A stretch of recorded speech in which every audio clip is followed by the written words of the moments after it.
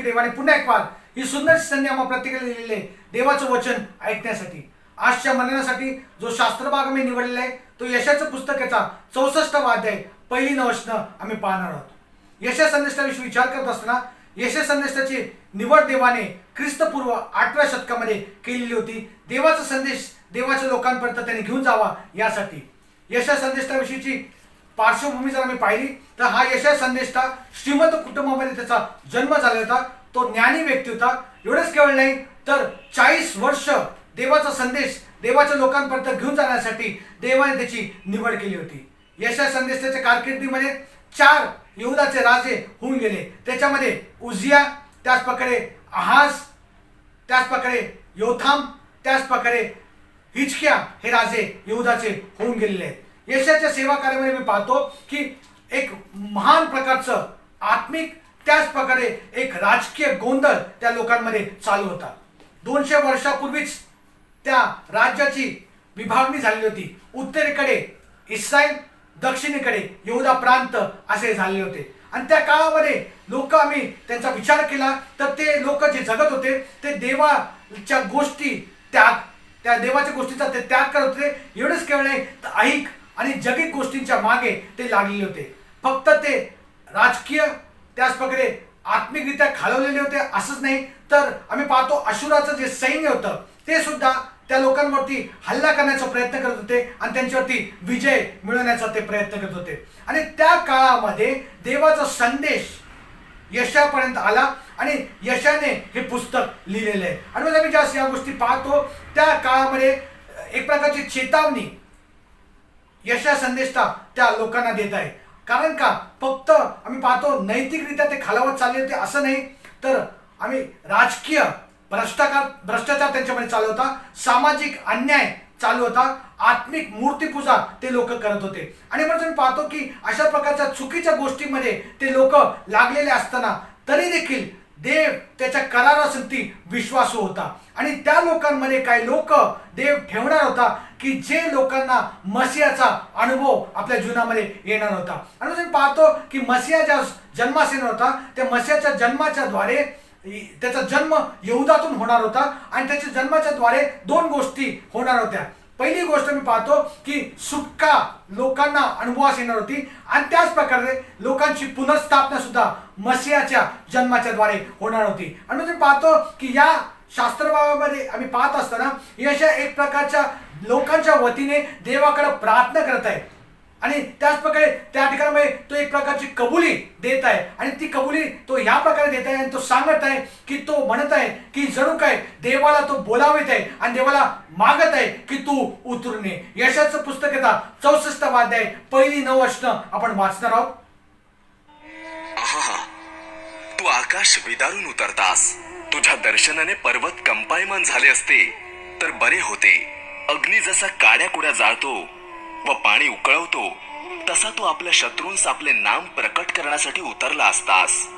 तू अनपेक्षित भयप्रद कृत्य करीत असता तुझ्या दर्शनाने राष्ट्रे थरथर कापली असती तर बरे होते. हे देवा, तुझी आशा धरून राहणाऱ्यांचे इष्ट काम करणारा असा तुझ्याशिवाय दुसरा कोणी प्राचीन कालापासून ऐकण्यात आलेला नाही. त्याचे नाव आलेले नाही, कोणी तो डोळ्यांनी पाहिला नाही. जो आवडीने धर्माचरण करतो त्याला, जे तुझ्या मार्गाने चालताना तुझे स्मरण करतात त्यांना तू भेट देतोस. पहा, तू आम्हावर कोपलास कारण आम्ही पापी ठरलो. या स्थितीत आम्ही बहुत काळ आहोत तर आमचा उद्धार होईल काय? आम्ही सगळे अशुद्ध मनुष्यासारखे झालो आहोत. आमचे सर्व धर्मकृत्ये घाणेरड्या वस्त्रासारखी झाली आहेत.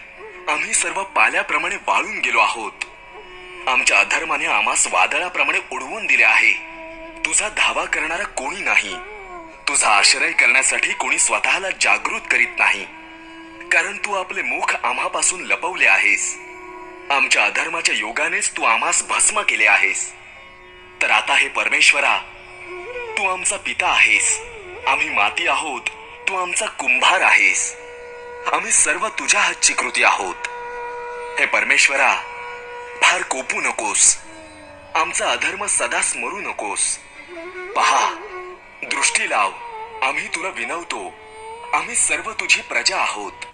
Praise the Lord. या ठिकाणी पाहतो की तो जो काळ होता यशाच्या जीवनामध्ये मी पाहतो, त्या यशाच्या काळामध्ये सुद्धा ज्याच गोष्टी घडत होत्या, ज्या प्रकारच्या गोष्टी आज आमच्या जीवनामध्ये किंवा आमच्या अवतीभोवती घडत असताना आम्ही पाहत आहोत. एक प्रकारची आर्थिक मंदी सर्वत्र झालेली आम्ही पाहत आहोत. आणि या करोनाच्या काळामध्ये पुष्कळशा गोष्टी घडलेल्या असेल, आम्ही अनुभवास येतात. आणि त्याच प्रकारे मी पाहतो की पुष्कळशी लोक जे आहेत त्यांनी आपले जे बँक आहेत ते बँकक्रप्ट झालेले आहेत किंवा त्यांच्यामध्ये कोणत्या प्रकारचा पैसा उरलेला नाही, बँकेचे गोंधळ झालेले आहेत. एवढंच केवळ नाही तर पुष्कळचे जे व्यवसाय आहे ते व्यवसाय सुद्धा बंद पडलेले आहेत. लोकांनी आपल्या नोकऱ्या गमावलेल्या आहेत. आणि अशा प्रकारच्या गोष्टी चालू असताना युद्धाचं वातावरण सुद्धा आम्हाला ऐकायला मिळत आहे की एक प्रकारचं युद्धाचं वातावरणाची परिस्थिती निर्माण झालेली आहे, युद्धाची परिस्थिती निर्माण झालेली आहे. या सर्व गोष्टी आम्ही पाहत आहोत. आणि मग आम्ही पाहतो या सर्व गोष्टी घडत असताना आम्हाला एक गोष्ट पाहायला मिळते की मंडळी या नात्याने आम्ही जगत असताना सुद्धा मंडळी आपलं कार्य पूर्णरित्या करत नाही याचा अनुभव आम्हाला या ठिकाणी पाहायला मिळत आहे.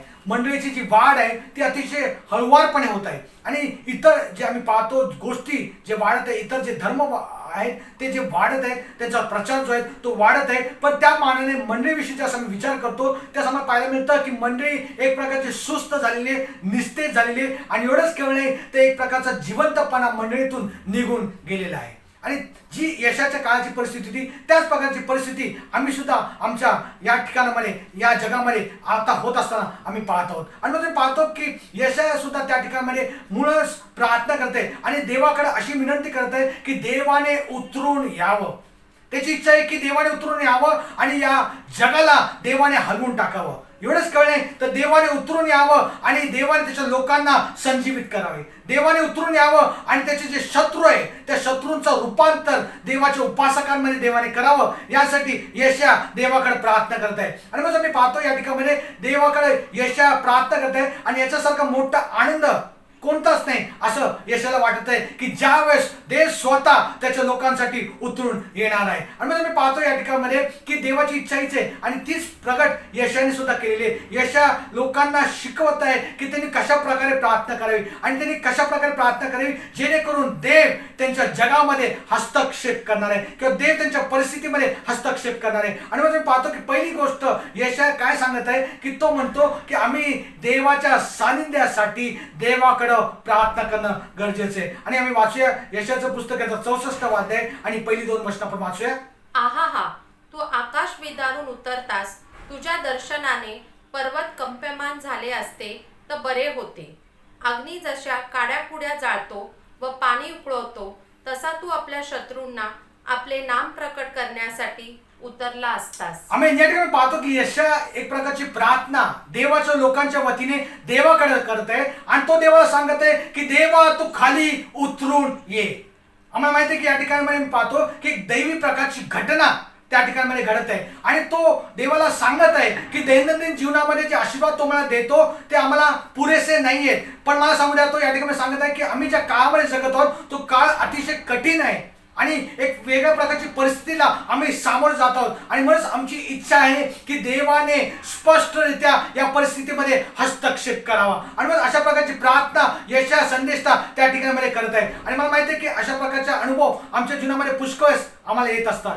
अशा वेळेस पुष्कळ असं होतं की जसं मी उपासना करतो आणि उपासना करत असताना अकस्मातरित्या देवाच्या दैवी सानिध्याचा अनुभव आम्हाला आमच्या जीवनामध्ये येतो. आणि ज्या प्रकारे देव मोशेला बोलला त्या प्रकारे देव आमच्या संगती बोलत असताना आम्हाला अनुभवास येतो की जसं काय देव आम्हाला सांगत आहे की ज्या भूमीवर तुम्ही पाऊल ठेवलेले ती भूमी पवित्र आहे. आणि मग तुम्हाला सांगू द्या की देव अशा प्रकारे आम्हाला भेट देण्यासाठी तयार आहे. देव अशा प्रकारचं त्याचं सामर्थ्य आमच्या जीवनामध्ये प्रकट करण्यासाठी तयार आहे. आणि मग तुम्ही ज्या इतिहासामध्ये पाहतो त्या इतिहासामध्ये मला अनेकदा या गोष्टीचा अनुभव पाहायला मिळतो की अनेकदा देवाच्या लोकांनी देवाच्या सानिध्याचा देवाच्या दैवी हस्तक्षेपाचा अनुभव त्यांच्या जीवनामध्ये आम्ही पाहिलेला आहे.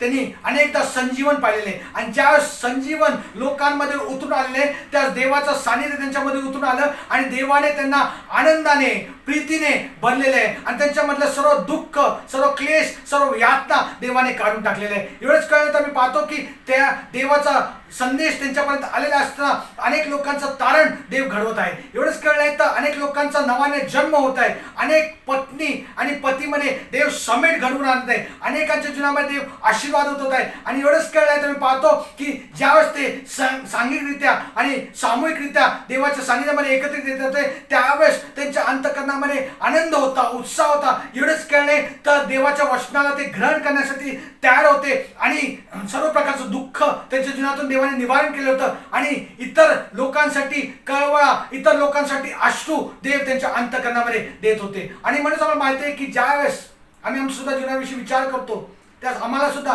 ज्या दिवशी देवाने आमचं तारण केलं त्या दिवसाची आठवण आम्हाला प्रत्येकाला आमच्या जीवनामध्ये येत असते. की तो दिवस ज्यास मी आठवतो, ज्यास देवाने मला स्पर्श केला, देवाने माझ्या अंतःकरणाची भेट घेतली, देव माझ्यासाठी उतरून आला, देवाने माझ्या अंतःकरणामध्ये कार्य केलं आणि मला पश्चातापी अंतःकरण देवाने दिलं. मी देवाकडे पश्चाताप केला, देवाकडे रडलो, देवाकडे माझ्या पापाची क्षमा मागितली आणि त्या दिवसाची आठवण आम्हाला येते. याचा अर्थ असा आहे की ज्यावेळेस देव आमच्यासाठी उतरून येतो, देव आमची भेट करतो, त्या अशा सर्व गोष्टी घडतात. आणि म्हणून पाहतो की यशाने सुद्धा अशा प्रकारची प्रार्थना देवाकडे केलेली आहे. आणि ज्यावेळेस आम्ही पाहतो आमच्या जीवनाविषयी आम्ही विचार करत असताना आत्मिकरित्या जर आम्ही विचार केला तर आम्ही पाहतो की ख्रिस्ती लोक या नात्याने मी जगत असताना आम्ही ख्रिस्ती विश्वास जो आहे तो प्रगट करण्यामध्ये कुठेतरी माघारी पडत आहोत. आणि हे काय माहितीये का, त्याचं कारण काय माहितीये का, की आम्ही जी आमची परिस्थिती आहे त्या परिस्थितीमध्ये समाधानी आहोत.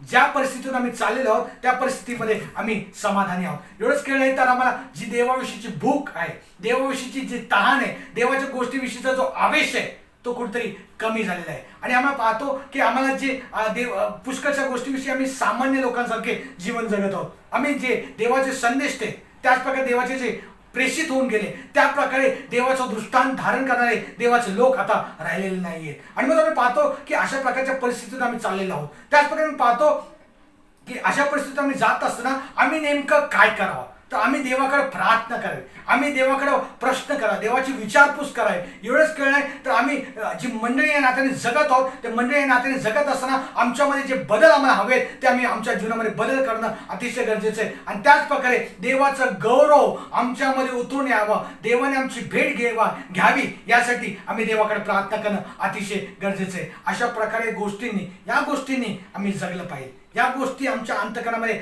असणं अतिशय गरजेचं आहे. अशा प्रकारची प्रार्थना आम्ही देवाकडे करणं गरजेचं आहे. मला सांगू द्या की याच गोष्टी घेऊन आम्ही या जगाचा प्रवास संपूर्ण एक दिवशी गरजेचं आहे. आमच्या अंतःकरणामध्ये आम्ही मरत असताना या गोष्टी घेऊन जाणं अतिशय गरजेचं आहे. आणि मग सांगू द्या की अशा प्रकारची प्रार्थना आम्ही देवाकडे करणं गरजेचं आहे. आणि देवासाठी आम्ही नेहमी उपलब्ध राहणं, देवासाठी नेहमी अवेलेबल राहणं अतिशय गरजेचं आहे. आणि मी पाहतो की यशाने अशा प्रकारची प्रार्थना देवाकडे केलेली आहे. आणि पुढे जर आम्ही वाचलं तर त्याचं 30 आणि वचन आपण वाचूया. यशाचं पुस्तक येतं 64 अध्याय 30 वचन आपण वाचूया. तू अनपेक्षित भयप्रद कृत्य करीत असता तुझ्या दर्शनाने राष्ट्र थरथर कापली असती तर बरे होते. आम्ही या ठिकाणी पाहतो की भूतकाळामध्ये देवाने त्याच्या लोकांसाठी कशा प्रकारे काम केलेलं आहे, देवाने काय गोष्टी केलेल्या आहेत. मला सांगू दे या ठिकाणी तो म्हणतो अनअपेक्षितरित्या, म्हणजे अपेक्षा नसताना देखील देवाने अनेक गोष्टी त्यांच्या जीवनामध्ये केलेल्या आहेत. आणि त्याचे उत्तम उदाहरण पवित्र शास्त्रामध्ये आम्हाला पाहायला मिळतं. ज्यावेळेस ते लोक मिसर देश सोडून बाहेर पडले आणि तांबडा समुद्र त्यांच्या समोर उभा राहिला, तांबडा समुद्राच्या समोर ते उभे राहिले आणि फारोचं सैन्य त्यांचा पाठलाग करत होते, त्यावेळेस मला सांगू द्या काय घडलं. मला सांगू द्या अपेक्षा नसताना देवाने त्यांच्यासाठी अशी एक गोष्ट केली की देवाने त्यांच्यासाठी तांबडा समुद्र दुभागलेला आहे. मग आम्ही पाहतो की ज्यावेळेस या जगामध्ये सर्व लोक आपल्या पापामध्ये, नाशामध्ये, अंधारामध्ये चाचपडत होते त्यावेळेस अकस्मातरित्या, अनपेक्षितरित्या देवाने मसीहाला या जगामध्ये पाठवलं. एवढंच कळलं नाही तर त्या मसीहाचा जन्म आम्ही पाहतो की एक गव्हाणीमध्ये झालेला आहे. लोकांनी त्याच्याविषयी अपेक्षा कधी केली नव्हती की मसीहा गव्हाणीमध्ये जन्मास येणार आहे, पण देवाने अशा प्रकारे त्याचा जन्म त्या गव्हाणीमध्ये झालेला आहे आम्ही असं पाहायला मिळतं. त्याचप्रकारे मी पाहतो की या जगामध्ये आम्ही जगत असताना आम्ही क्रोधासाठी पात्र होतो, आम्ही नरकाला जाण्यासाठी पात्र होतो. आमच्यामध्ये इतकी दोष भावना होती आणि आम्हाला आमची बाजू मांडणारा कोणी नव्हता. पण काय घडलं, त्यावेळेस ख्रिस्त या जगामध्ये आला आणि ख्रिस्ताने त्या वधस्तंभावरचं मरण सहन केलं आणि आमची जी किंमत आहे, पापाचं जे वेतन आहे, त्या ख्रिस्ताने त्या वधस्तंभावरती मोजलं. मला सांगू द्या या गोष्टीची सुद्धा अपेक्षा कोणीच केली नव्हती. नो वन एक्सपेक्टेड दॅट, पण प्रभू येशू ख्रिस्ताने ते आमच्यासाठी केलेले. मला सांगू द्या प्रभू येशू ख्रिस्त मेला, त्याला पुरण्यात आलं आणि पुरण्यात आल्यानंतर मला पाहायला मिळतं की जे काही गोष्टी प्रभू येशू ख्रिस्त बोलला, ज्या काही गोष्टीविषयी त्याच्या शिष्याने ते सांगितलं होतं, जणू काय त्यांना असं वाटलं त्या सर्व गोष्टी निघून गेलेल्या आहेत आणि त्यांना माहित नव्हतं काय होणार आहे. पण मला सांगू द्या काय घडलं. त्या ठिकाणी प्रभू येशू ख्रिस्त तिसऱ्या दिवशी मेल्यातून पुन्हा उठला आणि स्वर्गामध्ये पित्याजवळ घेतला गेला. मला सांगू द्या एवढंच कळले तर त्याने त्याचा पवित्र आत्मा त्याच्या लोकांसाठी पाठवला आणि जे त्याचे शत्रू होते तेच त्याचे मित्र बनलेले. ह्या गोष्टीची अपेक्षा कोणीच केली नव्हती. No one expected that to happen. पण प्रभू येशू ख्रिस्ताने ते आमच्यासाठी केलेले. मला सांगू द्या आजही जर आम्ही विचार केला तर देव आमच्यासाठी अकस्मातरित्या अनेक सरप्राइजेस करणार आहे. अनेक अशा गोष्टीची जी अपेक्षा आम्ही केली नाही त्या गोष्टी सुद्धा देव आमच्या प्रत्येकाच्या जीवनामध्ये केल्याशिवाय राहणार नाही. आणि मग मला सांगू द्या की ज्यावेळेस त्याला कळतं की आम्ही प्रामाणिकरित्या बदलण्यासाठी तयार आहोत त्यावेळेस देव आमच्यासाठी उतरून येतो. आणि मग सांगू द्या आम्ही कशा प्रकारे प्रार्थना करणं गरजेचं आहे. आम्ही देवाला म्हटलं पाहिजे की हे देवा तू उतरून ये. आणि मला सांगू द्या आम्ही देवाच्या सानिध्यासाठी देवाकडे प्रार्थना करणं अतिशय गरजेचं आहे. आणि यशाचं पुस्तक 64 अध्याय 4 वचन आपण वाचूया. हे देवा, तुझी आशा धरून राहणाऱ्यांचे इष्टकाम करणारा असा तुझ्याशिवाय दुसरा कोणी प्राचीन काळापासून ऐकण्यात आलेला नाही. त्याचे नाव आलेले नाही, कोणी तो डोळ्यांनी पाहिलेला नाही. आमेन. या ठिकाणी पाहतो की त्याच्याविषयी असं म्हणत असताना जर आम्ही पुढचं यशाचं पुस्तक 64 अध्याय 500 वचनचं थोडं भाग वाचलं तर काय म्हणले वाचा इथं. जो आवडीने नीती आचारतो. आणि या ठिकाणी पाहायला मिळतं की देवाला त्याच्या लोकांकडून काय अपेक्षा आहे. देवाच्या लोकांपासून देवाची काय अपेक्षा आहे तर त्या ठिकाणी आम्हाला पाहायला मिळतं 64 अध्याय आणि याच्या 5 वचनाचा पहिला भाग. जो आवडीने नीती आचारतो त्याला, जे तुझ्या मार्गाने चालताना तुझे स्मरण करतात त्यांना तू भेट देतोस. आमेन. देव कोणाला भेट देतो त्या ठिकाणी स्पष्टरित्या देवाने त्याच्या वचनातून सांगितले आहे. देव जे लोक आळशी आहेत त्यांना भेट देत नाही. जे लोक स्वतःला लक्की समजतात किंवा कसं तरी कोणती तरी गोष्ट त्यांच्यासाठी घडेल अशी अपेक्षा करतात त्या लोकांना देव भेटत नाही. पण मला सांगू द्या त्या ठिकाणी मराठी भाषांतरामध्ये फक्त आम्हाला पाहायला मिळतं तो जो तुझ्या मार्गाने चालतो त्यांना तू भेट देतो असं म्हटलेलं आहे. पण इंग्लिश भाषांतरामध्ये जर तुम्ही पाहिलं तर त्या ठिकाणी असं म्हटलेलं आहे की जे जॉयफुली आणि हंबली म्हणजे याचा अर्थ असा आहे की जे आनंदाने आणि त्याच प्रकारे नम्रतेने देवाच्या मार्गावर चालत असताना आज्ञापालन करतात किंवा देवाचं आज्ञापालन आनंदाने आणि नम्रतेने करतात त्या लोकांना देव भेटण्यासाठी येतो. आणि मला सांगू द्या की त्या लोकांना देव भेटतो की जे लोक अशा प्रकारचं जीवन जगतात, जे आनंदाने त्याच्या आज्ञा पाळतात, जे नम्रतेने त्याच्या आज्ञा पाळतात त्या लोकांना देव भेटण्यासाठी येत असतो. आणि म्हणजे पाहतो की या ठिकाणामध्ये जगाने सुद्धा देवाकडे प्रार्थना करणं गरजेचं आहे. आणि देवाकडे प्रार्थना केली पाहिजे की देवा तुझ्या सानिध्याची आम्हाला गरज आहे आणि तुझ्या सानिध्यासाठी आम्ही भुकेलेलो आहोत. म्हणून आम्ही पहिली गोष्ट पाहतो की देवाने त्या यशा संदेशाने प्रार्थना केली देवाकडे, देवा तू उतरून ये. आणि दुसरी गोष्ट आम्हाला पाहायला मिळते की यशाचं पुस्तक याचा 64 अध्याय 5 वचनाचं उत्तरार्ध 7 वचनापर्यंत जसं आम्ही देवाच्या सानिध्यासाठी प्रार्थना करतो आणि देवाला म्हणतो की देवा तू उतरून ये. आणि आम्ही पाहतो पुढचं गोष्ट काय म्हणतो तो त्या ठिकाणी पहा, तू आमच्यावर कोपलास कारण आम्ही पापी ठरलो. या स्थितीत आम्ही बहुत काळ आहोत, तर आमचा उद्धार होईल काय. आम्ही या ठिकाणी तो पाहतो की आम्ही पापी ठरलो. दुसरी गोष्ट तो त्या ठिकाणी सांगण्याचा प्रयत्न करते की आम्ही पापी ठरलो आणि बहुत काळ आम्ही तसेच ठरलेलो आहोत. म्हणजे याचाच अर्थ तो त्या ठिकाणी सांगण्याचा प्रयत्न करते की आम्ही पापामध्ये बहुत काळ गेलेलो आहोत. आणि पुढे जर आम्ही वाचलं तर काय म्हणलेलं वाचा. आम्ही सगळे अशुद्ध मनुष्यासारखे 4 प्रकारच्या उपमा यशा त्या ठिकाणी लोकांना देण्याचा प्रयत्न करत आहे किंवा त्या लोकांना देवाला सांगण्याचा प्रयत्न करत आहे की काय त्याची उपमा तो करत आहे किंवा त्याला इंग्लिशमध्ये आम्ही सिमिली म्हणतो की ते काय तो करत आहे. तर तो त्या ठिकाणी सांगत आहे. परत एकदा वाचा. आम्ही सगळे अशुद्ध मनुष्यासारखे झालो आहोत. आम्ही कसे झालेलो आहोत. अशुद्ध मनुष्यासारखे झालेले आहोत. मला सांगू द्या जुन्या काळामध्ये जर मी वाचतो तर अशुद्ध त्या लोकांना म्हणत होते की जे लोक कुष्ठरोगाने ग्रस्त होते. आणि त्या कुष्ठरोगी जे लोक होते ते नेहमी समाजापासून लांब राहत होते. आणि जर ते एखाद्या ठिकाणातून प्रवास करत असेल त्यावेळेस त्यांनी सतत अशुद्ध अशुद्ध अशुद्ध अशी घोषणा करायची होती की असं सांगत त्यांनी फिरण्याची गरज होती. त्याचं कारण काय माहिती का, त्यांचा जो कुष्ठरोग आहे तो दुसऱ्यांना लागू नये यासाठी. आम्ही तुम्ही पाहतो या ठिकाणी तो यशा संदेशात तुलना करत असताना अशा प्रकारे तुलना करते आणि सांगत आहे की आम्ही सर्व अशुद्ध मनुष्यासारखे झाले आहोत. दुसरी गोष्ट मी तुम्हाला सांगितलं सुरुवातीला की पहिली गोष्ट त्यांनी देवाच्या सानिध्यासाठी प्रार्थना केली. दुसरी गोष्ट तो त्याच्या पापासाठी प्रार्थना करत आहे. आणि प्रार्थना करत असताना तो तुलना करत असताना सांगत आहे की अशुद्ध मनुष्यासारखे आम्ही झालेले आहोत. आमचा जो स्वभाव आहे आम्ही आमच्या पापामध्ये गुरफटून गेलेले आहोत आणि आम्हाला त्या पापातून सुटका मिळण्याची गरज आहे. दुसरी गोष्ट तो काय सांगतो आमची सर्व नीतींची कृत्ये घाणेरड्या वस्त्रासारखी झाली आहे. आम्ही या ठिकाणी तो म्हणतो आमची सर्व धर्मकृत्ये मळक्या चिन्नीप्रमाणे, एका भाषांतरामध्ये म्हटलेले की मळक्या चिन्नीप्रमाणे झालेली आहे. ह्याचा अर्थ आहे माहितीये का, तो त्या ठिकाणी सांगण्याचा प्रयत्न करते की आम्ही जी काही कृत्य करतो, जे काय आम्हाला असं वाटतं आम्ही नीतिमान आहोत, नीतिकृत्य करतो, त्या नीतिकृत्याविषयी बोलत असताना तो म्हणतो आमची सर्व नीतिकृत्ये एखाद्या मळक्या चिन्नीप्रमाणे किंवा एखाद्या घाणेरड्या वस्त्राप्रमाणे झालेली आहे. तिसरी गोष्ट तो त्या ठिकाणी काय म्हणतो, आम्ही सर्व पाळल्याप्रमाणे वाळून गेले आहोत. आम्ही सर्व पाल्याप्रमाणे वाळून गेले आहोत. याचा अर्थ असा आहे की तिसऱ्या ठिकाणी तो म्हणतोय की आम्ही सर्व पाल्याप्रमाणे आहोत आणि पाल्या जसं उडून जातो तसं आम्ही झालेलो आहोत. आणि पुढे चौथी गोष्ट अजून एक त्यांनी सांगितले, आमच्या अधर्माने आम्हाला वादळाप्रमाणे उडवून दिले आहे. आमच्या अधर्माने म्हणजे आमच्या चुकीच्या गोष्टींमुळे, आमच्या पापांमुळे काय घडले माहितीये का, आम्हाला वादळाप्रमाणे उडवून दिलेले आहे. आणि ज्या आम्ही अशा प्रकारच्या वादळामध्ये उडून जातो, त्या ज्या दिशेने आम्हाला जायचं असतं त्या दिशेने जायच्या ऐवजी आम्ही भलत्याच कोणती तरी दिशा पकडतो. आणि मग तो या ठिकाणी म्हणतो की आम्ही त्या वादळाप्रमाणे उडून गेलेलो आहोत. आणि अशा प्रकारे आम्ही उडून गेलेलो आहे की जेणेकरून आम्हाला जी दिशेला जायचंय किंवा ज्या ठिकाणामध्ये आम्हाला जायचंय त्या ठिकाणी जाण्याच्या ऐवजी आम्ही दुसऱ्या ठिकाणामध्ये जात आहोत. आणि मग तो या ठिकाणी देवाकडे प्रार्थना करत आहे, देवाच्या हस्तक्षेपासाठी देवाकडे तो प्रार्थना करत आहे. आणि अशा प्रकारची प्रार्थना जग या नात्याने आम्ही सुद्धा देवाकडे करणं गरजेचं आहे. आणि देवाला म्हटलं पाहिजे की देवा तुझ्या सानिध्यासाठी आम्ही भुकेले आहोत आणि आम्हाला आमच्या पापांविषयीचा पश्चाताप आम्ही तुझ्याकडे करत आहोत. तिसरी गोष्ट तो त्या ठिकाणी काय सांगत आपण वाचूया, तुझा धावा करणारा कोणी नाही, तुझा आश्रय करण्यासाठी कोणी स्वतःला जागृत करीत नाही, कारण तू आपले मुख आमच्यापासून लपवले आहेस. आमच्या अधर्माच्या योगानेच तू आम्हाला भस्म केले आहेस.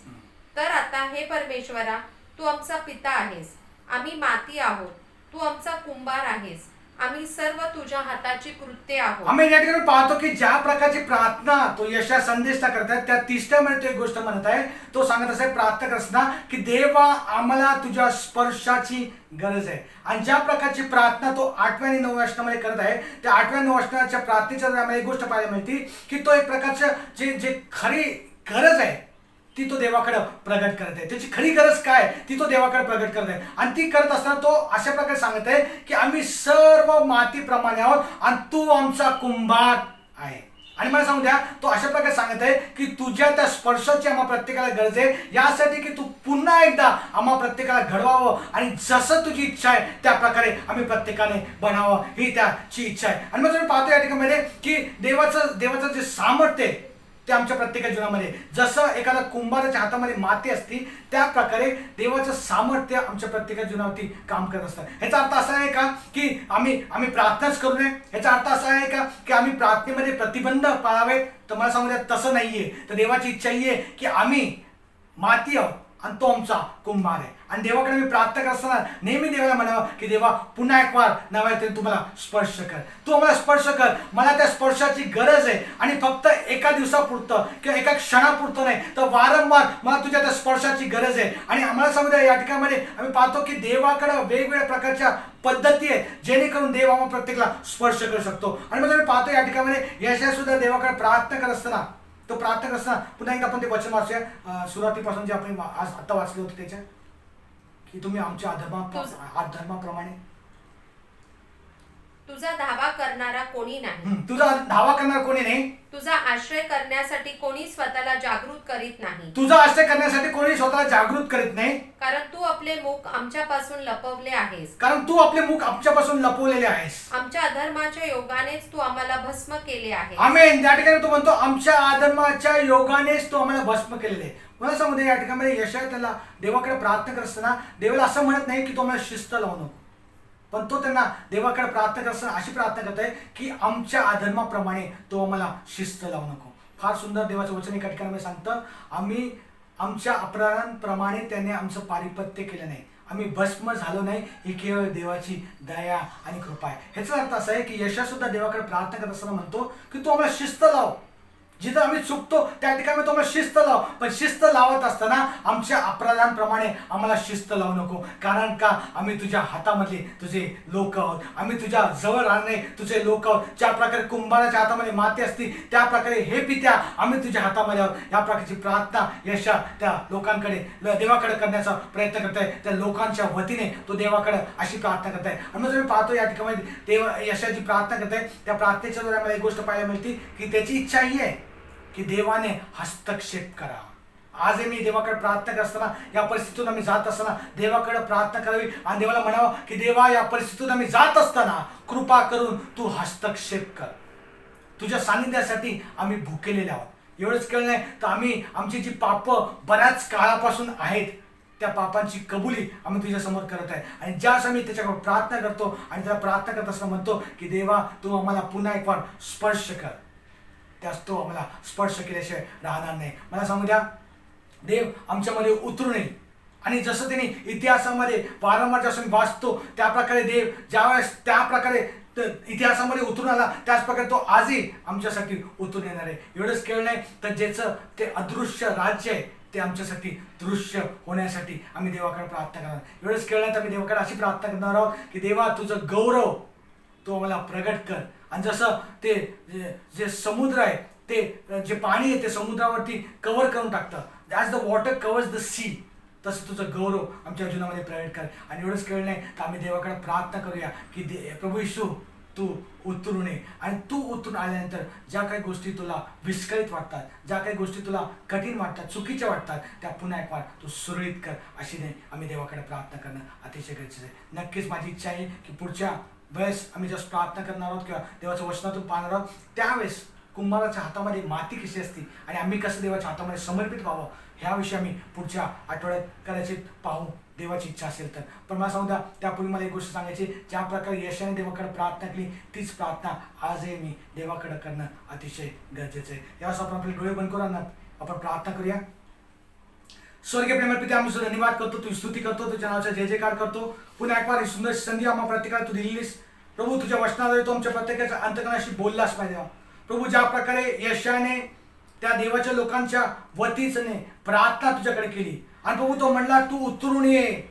इतिहासामध्ये जसं तू उतरून आला तसं तू आजही उतरून ये. आजही आम्ही तुझ्याकडे त्याच प्रकारची प्रार्थना करतो प्रभू. आमच्या परिस्थितीमध्ये तू उतरून ये माझ्या प्रभू. तू उतरून ये यासाठी की तू आम्हाला या जगाला हलवून सोडावस माझ्या प्रभू. तू उतरून यावं यासाठी की रप्पा आत्मिकरित्या आम्हाला संजीवन प्राप्त व्हावं. तू उतरून ये यासाठी की रप्पा आम्ही तुझ्या मागे चालणारे तुझे लोक व्हावे त्यासाठी प्रभू. ज्या प्रकारे त्यांनी प्रार्थना केली म्हणलं की तू प्रभू आमच्या अपराधांच्या मानेने आमचं पारिपत्य करू नकोस माझ्या प्रभू. तू आम्हाला शिक्षा कर, तू आम्हाला शिस्त लाव, पण प्रभू आमच्या अपराधांच्या माने तू मानू नको प्रभू. कारण का आम्ही तुझ्या हातातली माती होत पाहिजे प्रभू. आज पुन्हा एक बार आम्ही तुझ्या हातामध्ये पडतो आणि ह्या प्रकारची प्रार्थना, ज्या प्रकारची प्रार्थना यशाने तुझ्याकडे केली त्याच प्रकारची प्रार्थना आज आम्ही तुझ्याकडे करतो आणि म्हणतो प्रभू आमच्या परिस्थितीमध्ये तू उतरून ये आणि आमची परिस्थिती तू बदलून टाक. मान सन्मान करून तुझ्याच नावात येशू ख्रिस्ताच्या प्रेम गुणांना मागतो म्हणतोय आमेन. आता देवबापाची प्रीती, प्रभू येशू ख्रिस्ताची कृपा, पवित्र आत्म्याची सहभागिता तुम्हा सर्वांबरोबर आता आणि सदा सर्व काळ असो. आमेन. God bless you.